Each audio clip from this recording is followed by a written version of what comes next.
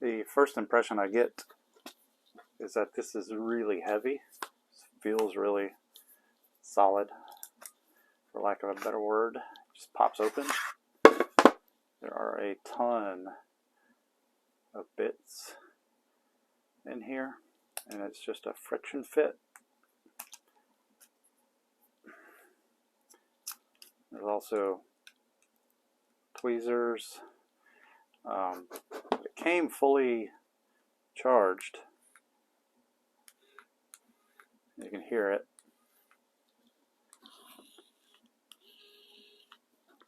I'm going to put a bit on it, put some stress on it, and see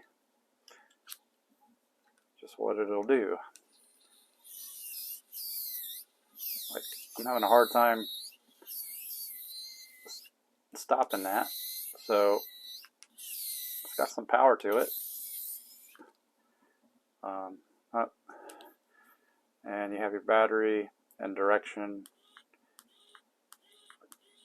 tightening, loosening, righty-tighty, lefty-loosey, and charge through a USB-C port. That's nice. They include an A to C cord, and overall, pretty nice little thing to have around. Self-contained.